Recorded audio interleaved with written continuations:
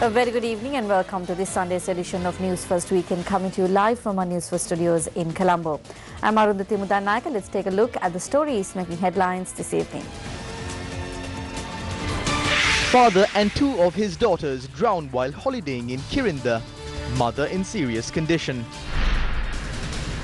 Samurdhi injustice in Kantale. 18th and 19th constitutional amendments should be abolished. President makes a statement before the Prime Minister. ගරු අගමැතිතුමනි අපේ ආණ්ඩුවට දැන් අවුරුදු 4.5කට වැඩි කාලයක් ගත වෙලා. පශ්චාත් මරණ පරීක්ෂණය දැන් තියන්න වෙලාව ඇවිල්ලා තියෙනවා. JVP makes another expose on privatization of state property.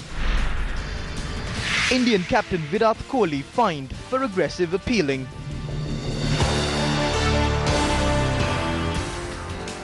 And now the stories in detail. A 37-year-old man and his two daughters died this morning after they were swept away by strong waves in the Kirinda Sea. The family of 37-year-old Nuan Vijay Surya travelled to Kirinda last evening on holiday. After lodging at a tourist hotel in the area last night, the family had stepped onto the beach in Kirinda Yala by dawn. Tragedy struck as one of the girls was washed away by strong current. The father had attempted to save her. Things took a turn for the worse as his wife and other daughter were also caught in the current. Witnesses at the location said that they saw the wife and other child being washed away. Two guests came and asked me whether they can go to the beach. I told them not to go because it is simply dangerous to take a bath at that time. Then they said they are only going to take some photographs. It was at about 7:30 when someone shouted help. Then we acted immediately and rescued one child and then another. We were able to rescue a third person too. And the fourth person was rescued by a boat and was taken to Kirinda. According to witnesses, an army soldier stationed nearby rushed to the rescue but only managed to save the life of the mother. She was taken to the Debarababa hospital and was transferred to the Ampara hospital for treatment as her condition is serious. The bodies of the victims are currently at the Debarababa hospital. Residents of a number of villages in Kantale, Trincomalee are facing many hardships as they have still not received Samurdhi beneficiary schemes that were promised. An event was held on the 13th of this month at the Batiagama grounds in Kantale to award 5,000 Samurdhi beneficiary schemes. Subject Minister Daya Gamage presided over the event. We have only 5,000 people here, but new Samurdhi beneficiary schemes will be awarded to 28,239 people in the Trincomalee district. We have granted the Samurdhi benefit to the list prepared by the divisional secretary without considering politics, religion or race. The minister who made this statement only presented Samurdhi beneficiary schemes to 50 of the 5,000 attendees of the event. The Samurdhi hopefuls were informed that the remaining certificates will be awarded through the Samurdhi organizations and regulators at a regional level. However, today, these people are left with only the t-shirt they were given to wear for the event and a mango plant that they received.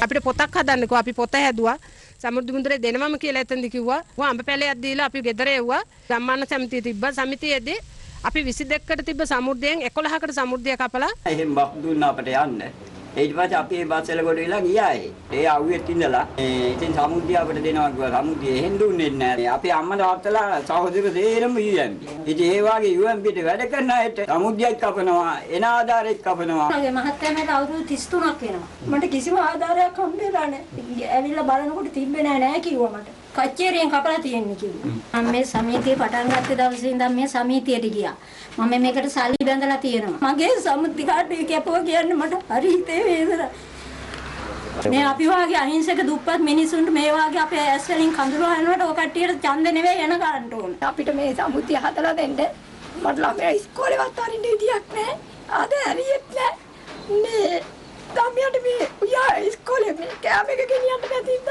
දැන් සමුද්‍රි card ආපු card එකත් පොහට්ටුව කියලා මේ ජානක කපලා ඇයි අපි දුවගේ දුප්පත් අය ගැන බලන්නේ නැත්තේ දැන් මේ මාසේ සමුද්‍රි කාඩ් එක දෙනවා කිව්වා ඉඳන් මන් ණය වෙලා කෑව කඩේවල් වලට දැන් ණය ගෙවන්න විදියකුත් නැහැ Shouldn't the officials and public representatives solve the problems of these innocent people, keeping aside party differences? The 40th anniversary celebrations of the National Housing Development Authority was held in Colombo today. President Maithripala Sirisena presided over the event.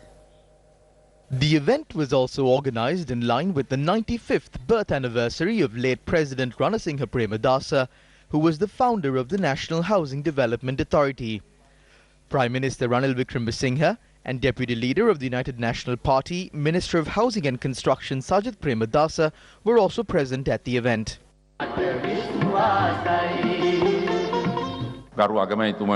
Honorable Prime Minister, just as this Housing Development Authority is celebrating their 40th anniversary, this government has been in power for the last 4.5 years now. There is only about 4 months left to face an election. It is now time for the post-mortem. The main reason the government was spoilt during this period of 4.5 years is the 19th constitutional amendment. The people of this country allege that myself and the Prime Minister are pulling in two different directions. This situation of pulling the country in two different directions was created by the 19th constitutional amendment. Mahinda Rajapaksa, through the 18th constitutional amendment, introduced monarchism. We created the government to abolish the 18th constitutional amendment. The 19th amendment created political instability in the country. There is no longer one proper leader. Both the 18th and the 19th constitutional amendments need to be abolished if the country is to move towards a more positive direction. If the 19th constitutional amendment was not there, these 4 years would have been more prosperous. We must accept the mistakes made by us. 215 of the 225 MPs in Parliament voted in favour of the 19th constitutional amendment. The constitutional experts who drafted the 19th constitutional amendment did not think that this country would be destroyed like this through the 19th constitutional amendment. For a government system favourable for the people to be created, both the 18th and the 19th amendments should be abolished. The President expressed these views about Minister Sajith Premadasa. We extremely value the leadership provided by Minister Sajith Premadasa to the noble initiative started by his late father. There are two reasons why I respect Minister Sajith Premadasa. Some ministers do not have these two qualities. One of these qualities is the dedication, motivation and honesty he has towards his work. The second reason is Sajith Premadasa is a politician free from corruption, unlike many other politicians. Some people accuse me of favouring Sajith. Some say I even speak highly of him. I will speak highly of everyone if they are free of corruption. He is a person who works all day. That is a characteristic that should be there in all politicians. When the government was formed in 2015, the Ministry of Housing was given to Sajith Premadasa. He recommends the program to create villages and build houses, and that is why we are hosting this event today. We must also think about the future. We have to build more houses in the future. Especially the younger generation faces many difficulties in purchasing houses after they get married. I especially praise Minister Premadasa for continuing the revolutionary initiative introduced by late President Premadasa. I would like to state that 441 people who were given appointments during the previous government, 76 who were recruited to work on a daily basis, 2,827 who are currently serving on contract basis, and 180 trained employees will be given permanent employment in the coming months. We hope to construct 20,000 villages by 2025 and vest them with the general public. Also, I would like to remind you that after the initial 2,500 villages are constructed, under the program the remaining 17,500 villages will be constructed as storied housing complexes in rural areas. Officials at the National Housing Development Authority who rendered an invaluable service to the authority were also felicitated at the event. Opposition leader Mahinda Rajapaksa worshipped the sacred tooth relic in Kandy this morning. Opposition leader Mahinda Rajapaksa visited the temple of the sacred tooth relic this morning along with a group of MPs representing the joint opposition. The opposition leader first met with the chief prelate of the Malwatu chapter of the Siam sect, Most Venerable Tibbatuave Sumangalathero, and later met with the Anunayaka of the Malwatu chapter, Most Venerable Dibulkumure Vimaladam Mathero. යම් වැරදිච්ච ළඟද The opposition leader met with the Anunayaka of the Malwatu chapter of the Siam sect, Most Venerable Nyangoda Vijitasiri Thero. He later spoke with the media.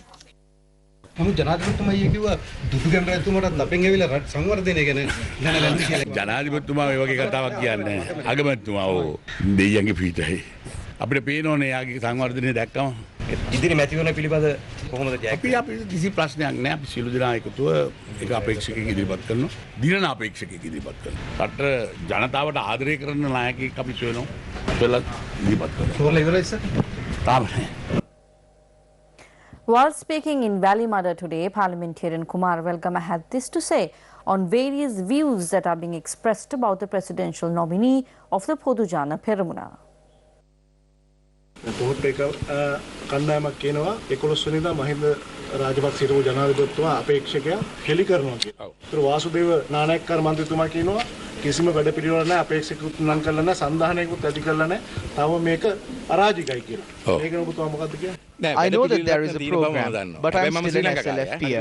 It is said that Mahinda Rajapaksa is going to announce the candidate on the 12th of August. As far as I know, even the UNP has said that they will announce their presidential candidate on the 1st of July.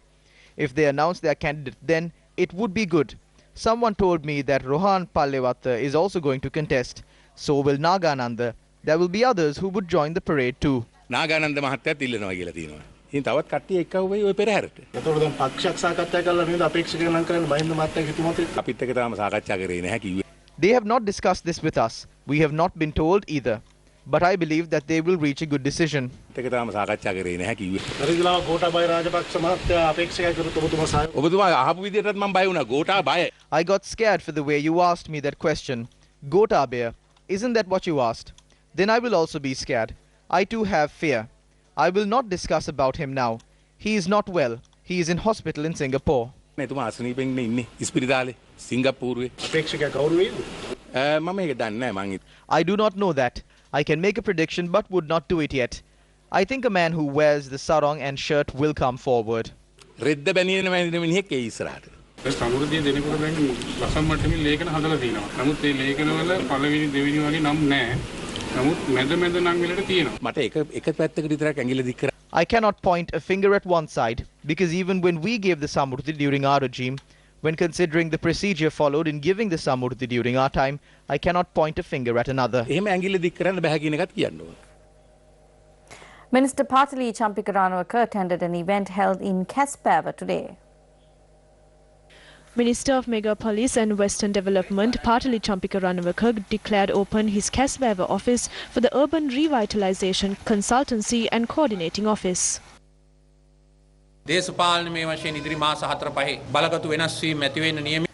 In the coming few months, there is going to be a massive political change with the presidential election, provincial council election and general election coming up. Every party says that they can do it. But remember, the next presidential candidates should get the votes of at least 6.5 million people.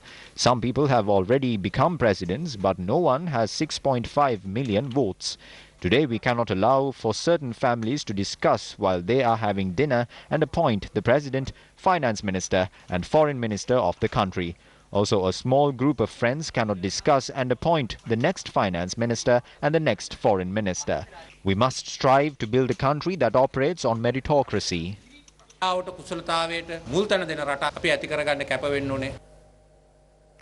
Letting foreign nations take control of natural resources in our country was a topic that was widely discussed during the recent months. The JVP today made another revelation regarding this. This is the People's Bank Amendment Bill that has been put forward by the government to the Parliament to sell and privatize the People's Bank.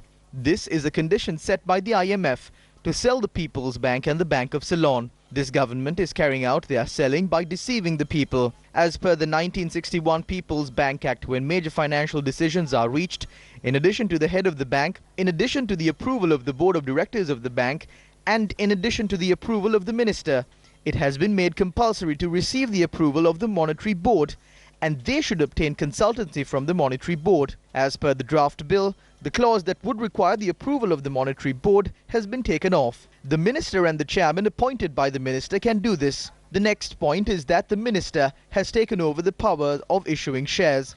The government hopes to issue the shares of the bank before the next budget. The problems that could arise as a result of this would be the economy going further down from its current situation and the government losing the ability to control the economy. The job security of the employees becomes the other major concern. The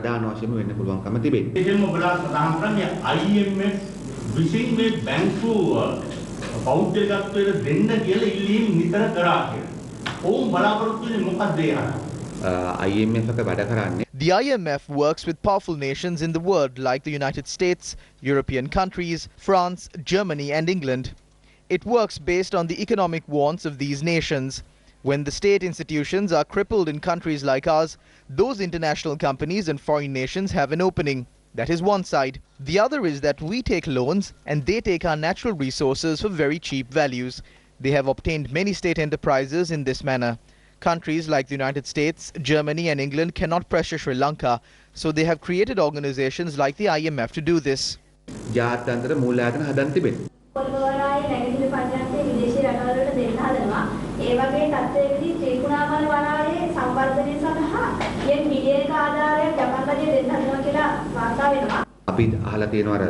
We know that nothing is done without a cause, so if Japan is giving a loan of billions of yen, which is just above $1 billion rupees, this is not done without a cause.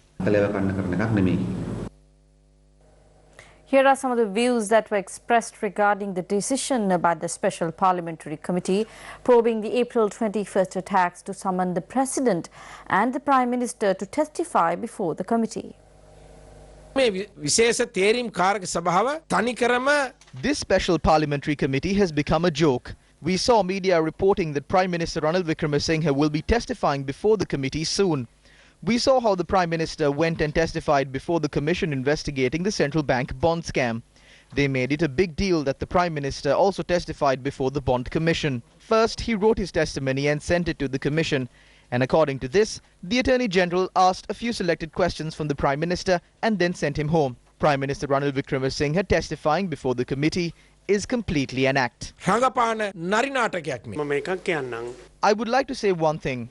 J.R. Jayawardena, after the Black July, he sent a letter to the Speaker after the Speaker held discussions with the IGP, who was under the Minister of Defence, and said, "I am in charge of defence. You can continue to overlook parliamentary affairs." He also recommended that the Speaker resigns and a new Speaker be appointed. That is why Speaker Bakir Makar resigned and E.L. Senanayake became the Speaker. That is the truth of what happened. So those in charge of defence should oversee all matters of defence. They are not the responsibility of anyone else. That is what this example shows us. The following is a report on the residents of two villages who are unable to travel.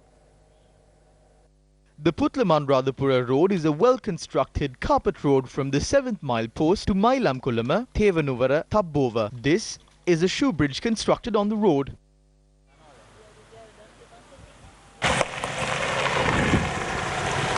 The residents allege that this shoe bridge is built on a steep slope and it is in a dilapidated state. A heavy vehicle cannot travel on this shoe bridge. 2 or 3 buses tried to travel on this recently but had to turn back. Farmers live in this area. It is very difficult for them to transport their produce. The people are forced to travel an additional 10 kilometers across Putlam due to this situation. No authorities have taken steps to renovate this shoe bridge. If a landmaster or other vehicle carrying sand uses this bridge, it might tip over. Responsible officials must look into these. Any official can clearly see the danger here. The construction of this road was concluded recently. They packed up all the equipment and left. We do not know when this will be made. The Ulpath road, used by about 500 families residing in Galen Bindunuwava, is also in a dilapidated state. According to our correspondent, this is the only road that can be used to travel to a number of villages, including Udapallagama and Mahasenpura. A majority of the residents in these villages are farmers, and as such, they face many challenges when transporting their produce during the harvest season. Parents also point out that this situation has created challenges to children in the area receiving a proper education. Although the project to renovate this road was handed over to a private contractor 4 years ago, it did not end successfully. පළාත් සභාවෙන් මේක කරන්නෙත් නැහැ. ප්‍රාදේශීය සභාවට තිබ්බ පාරක් දැන් පළාත් සභාවට බාරගත්තයි කියලා කියනවා. දැන් පළාත් සභාවෙන් හදන්නෙත් නැහැ. ප්‍රාදේශීය සභාවෙන් හදන්නෙත් නැහැ. The general public, who are suffering due to this situation, expressed discontent over the conduct of responsible officials. These are the views expressed by JVP parliamentarian Vijitha Herath while attending a public meeting in Kahatagastegiliya. You earn your living by undergoing immense hardships.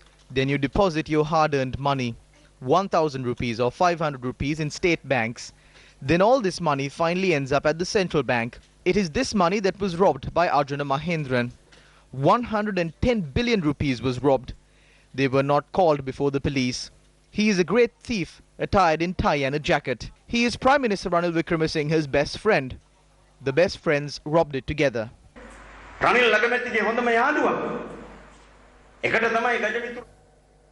The National Drug Prevention Week began today and will end on the 1st of July to coincide with the International Day Against Drug Abuse and Illicit Trafficking. The second leg of the public awareness program carried out by Government the V-Force together with Sri Lanka Police to prevent people from falling victim to the drug menace took place today in Kervalapitiya, Wattala. සේසතම කුඩුවල තමයි ඉවර කරන්නේ. උදේර කෑල්ලයි දවල්ට කෑල්ලයි රැට කෑල්ලයි ගත්තම එතනම රුපියල් 3000ක් වෙනවා. මේකෙන් අයින් වෙලා ගොඩ යන්න තමයි මේ දෙයට ආවේ. ඉතින් අදිෂ්ඨාන ඇතිරතව පුළුවන් කරනවා. මං ගිහිල්ලා කරනවා. දැන් ගිහිල්ලා මේ බේත් කෝස් එක අරන් ටික දවසක් ඉන්නවා. සතියක් දෙකක් ගියාට පස්සේ ඇඟපත පොඩ්ඩක් පිට වෙලා ලස්සන වෙලා මූණ වල කටවල පිම්බිලා ඇඟපත හැදිලා එනවනේ. ආවට පස්සේ කොහෙ රස්සාවක් හොයාගෙන යනවා. මං විඳින දුක අමා දුකක් විඳින්නේ. සිරස මාධ්‍ය ජාලයටත් ස්තුතිවන්ත වෙනුන හෘදයාංගම ස්තුතිය පුද කරන්න ඕනේ. ශ්‍රී ලංකා පොලිසියේ ඉන්න මහතුරුන් මේ වගේ කැප වෙලා වැඩ කරනකොට ඒගොල්ලන්ටත් දසදහස් වාරයක් ස්තුතිවන්ත වෙන්න ඕනේ. In a bid to help these people to move away from their addictions and move forward in their lives, the Divisional Community Police Unit, the Office of the DIG in charge of the Western Province North and the Government the V-Force Initiative jointly organized this program. Counseling, psychiatric therapy and specialist treatment were provided to those addicted to drugs. A number of specialist doctors, psychiatrists and therapists joined hands with the organizers to conduct the awareness program. Those who attended the program will continue to be monitored by a divisional committee. The second phase of the National Tree Planting Initiative that was launched in line with the 21st anniversary of our sister channel Sirasa TV got underway today in the Galagodavatta and Tuniskal areas of the Madadumbara Divisional Secretariat area in Theldenia. The program was launched under the theme Heta Davasata Husma Ragina Obathenna. Today's program got underway under the auspices of CEO of MTV and M Entertainment, Attorney at Law, Susara Dinar.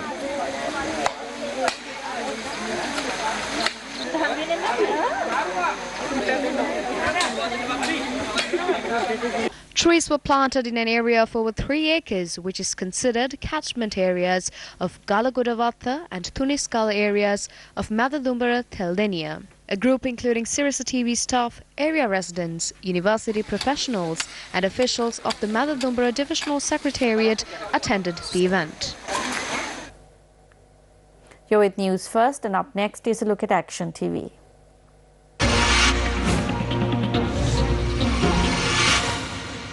On the 9th of this month, Action TV spoke of a possible attempt to put forward a cabinet paper based on the warrants of a group of engineers of the CEB going against a court order. The requirement of the said group of engineers is to maintain a salary structure or scale that has been abolished. The problematic salary scale was created on the 8th of January of 2015, the day the presidential election was held. At present, however, this salary scale has been abolished by the Court of Appeal. The decision regarding this was delivered by the Court of Appeal on the 2nd of April. What should have been done by the CEB at this instance was to reclaim the salaries that were granted under the abolished fake salary scale from the 8th of January 2015 until the 2nd of April 2019. The CEB, which did not take this step, is now providing an allowance to the said group of engineers instead of granting them a salary since April. At a CEB board meeting held on the 3rd, it is decided that the salary scale that was abolished by the court should be continued in place of granting an allowance. The board uses a set of directives issued by the Attorney General regarding this case to reach this particular decision. In this advice provided by the Attorney General, though it is stated that a cabinet paper should be submitted seeking approval for the payment of salaries, it does not say that the salary scale that has been abolished or cancelled by the court should be brought back. Against this backdrop, the subject minister sent this memorandum before the Cabinet of Ministers, which seeks approval for the same salary scale to be put in place once again until the year 2021. If the engineers need a new salary scale, what should be done is to create one. But if the cabinet is attempting to bring back a salary scale that has been abolished by the judiciary, this is a situation where the judiciary is being humiliated by the cabinet. This government of good governance, which said it would respect the judiciary and said that it would make the judiciary independent, are now trying to do something that would bring back a salary scale that has been cancelled. This is being done for their wants to be fulfilled and to take the control of the trade unions. This is a mistake. This is wrong. The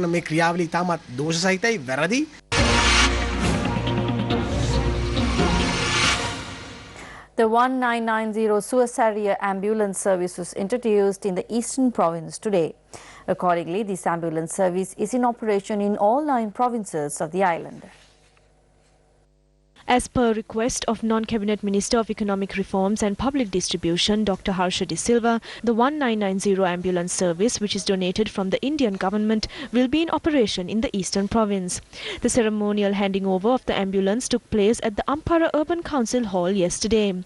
During the first round, the Indian government donated 88 ambulances and measures were taken to hand over another 209 ambulances later on. The group, including Indian High Commissioner to Sri Lanka, Taranjit Singh Sandhu, attended the event.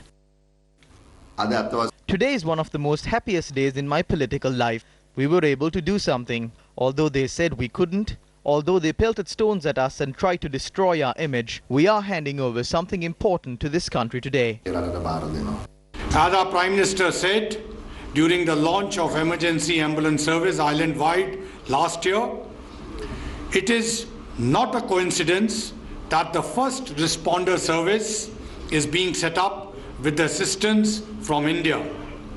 India will forever remain the first responder for Sri Lanka. As you know, Prime Minister of India was the first world leader to visit Sri Lanka after the Easter attacks.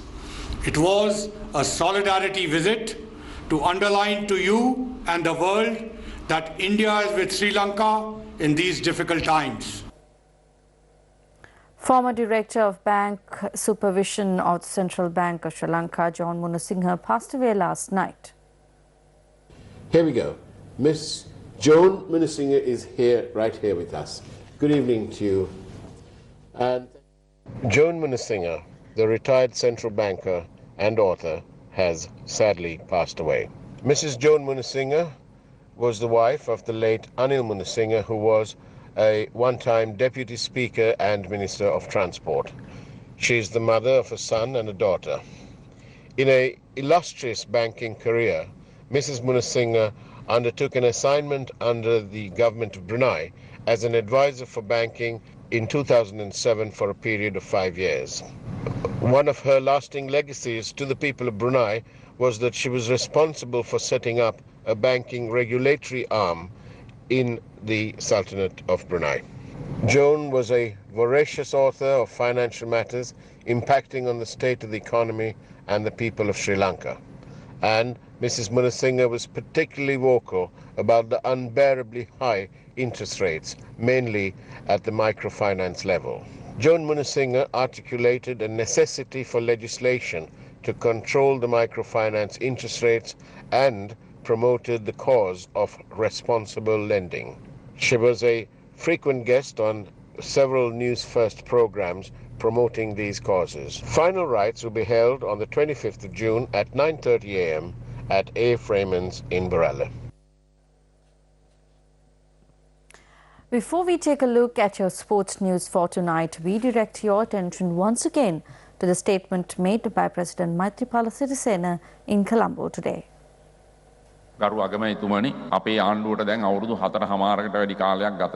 Honourable Prime Minister, just as this Housing Development Authority is celebrating their 40th anniversary, this government has been in power for the last 4.5 years now. There is only about 4 months left to face an election. It is now time for the post-mortem. The main reason the government was spoilt during this period of 4.5 years is the 19th constitutional amendment. The people of this country allege that myself and the Prime Minister are pulling in two different directions. This situation of pulling the country in two different directions was created by the 19th constitutional amendment. Mahinda Rajapaksa, through the 18th constitutional amendment, introduced monarchism.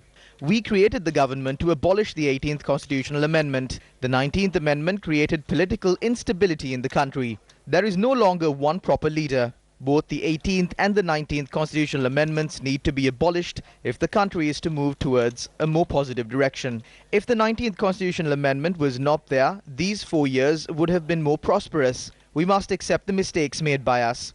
215 of the 225 MPs in Parliament voted in favour of the 19th constitutional amendment.